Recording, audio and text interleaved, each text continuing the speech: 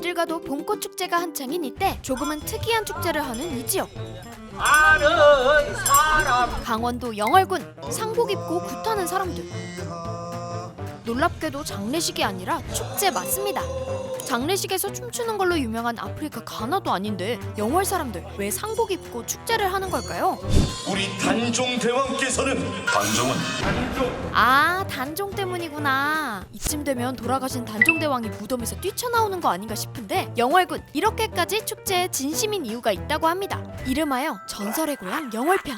아시다시피 영월은 조선 6대왕 단종이 왕위를 뺏기고 유배당한 곳. 이곳에서 죽음을 맞은 어린 임금의 한이 맺혀서일까요? 옛부터 영월 지역 온갖 귀신 얘기가 많이 전해 내려왔죠. 실제 조선왕조실록에 기록된 내용도 있는데요. 선조 14년 영월에 요사스러운 일이 발생하여 여러 명의 관리가 갑자기 죽는 일이 있었는데 사람들이 노산군의 빌미라고 하였다. 야사와 설화를 살펴보면 이 내용이 자세히 묘사되어 있습니다. 지금으로 치면 군수였던 영월 부사 3명이 연달아 급사하는 바람에 관리들은 공포에 떨었고 영월에 오지 않으려고 했다는데요. 그러다 한 용감한 자가 나타났으니 영월 부사 박충환. 영월에 부임한 첫날 홀로 방 안에서 촛불을 밝히고 있자 귀신이 나타났습니다. 어린 소년 모습의 귀신은 임금처럼 곤룡포와 익성관을 갖춰 입고 있었죠. 귀신이 단종임을 알아본 영월 부사, 절을 올리고 예를 다하였더니 단종이 이렇게 말하더래요. 내 목에 졸린 활줄이 갑갑하니 좀 풀어달라. 문제는요, 단종의 시신이 어디에 있는지 모른다는 거였죠. 조선 왕조 27대 임금 중 유일하게 국장을 치르지 못한 단종. 세조가 단종을 건드리면 삼족을 멸하겠다고 경고했기 때문에 아무도 단종의 시신을 수습하지 못했고 어디 묻혀 있는지조차 몰랐다는데요. 당시 목숨을 걸고 몰래 시신을 수습한 자가 있었고 영월 부사가 그를 수소문해 단종의 무덤을 찾았다고 해요. 그곳이 지금의 영월 장릉. 단종의 시신, 무덤 안에서 진짜로 목에 활줄이 걸려 있었다는데요. 그걸 잘 수습한 이후부터는 영월 부사가 급사하는 일이 없었다고 합니다. 장화 홍련전처럼 현명한 군수가 한 맺힌 귀신의 원환을 풀어주는 설화, 원조가 영월이었던 셈이죠. 그런데 이런 단종의 불운한 운명은 어쩌면 정해져 있던 걸지도 모릅니다. 믿거나 말거나 조선 왕실에는 장자가 왕이 되면 큰일 난다는 소문이 있었습니다. 조선 27대 왕들 중에 장자 출신을 한번 살펴볼까요? 단종의 아버지 문종, 몸이 병약해 재위 2년 만에 승하했고요. 12살에 왕이 된 단종은 삼촌에게 쫓겨나 죽음을 맞았죠. 그 다음 장자 출신이 연산군, 폭군으로 워낙 잘 알려져 있잖아요. 결국 폐위됐고요. 왕이 된 지 8개월 만에 요절한 인종도 장자 출신. 반면 세종이나 성종처럼 성군으로 손꼽히는 왕들은 장자 출신이 아니라 삼남, 차남이었다네요.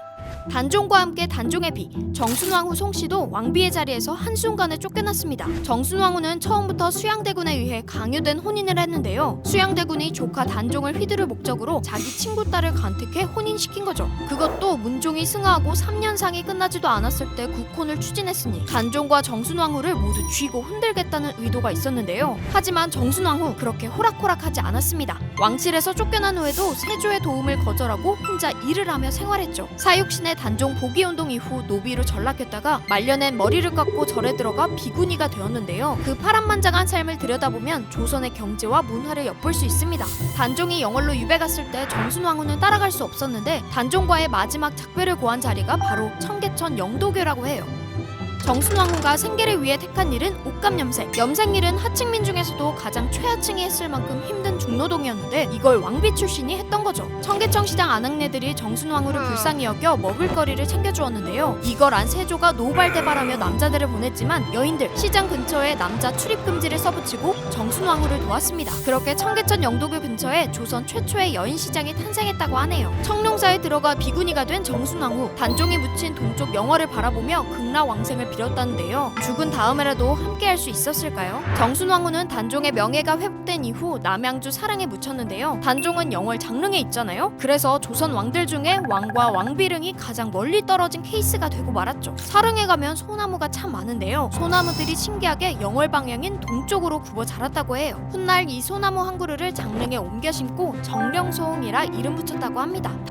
단종과 정순왕후, 그리고 단종을 따르던 많은 충신들의 한이 서려 있는 곳 영월. 영월군은 단종 문화제를 열어 그들의 넋을 위로하는데요. 문화제에서 눈에 띄는 건 식 줄다리기 대회. 이게 또 단종과 관련이 있다네요. 요즘도 친구들끼리 정치 이야기 꺼냈다간 큰일 나죠? 조선시대 때도 똑같았나봐요. 단종을 복위시켜야 한다는 친구와 아니다, 세조가 통치해야 한다는 친구. 이 둘 사이의 갈등, 줄다리기를 해서 풀자 했던 게 지금까지 이어졌다고 해요.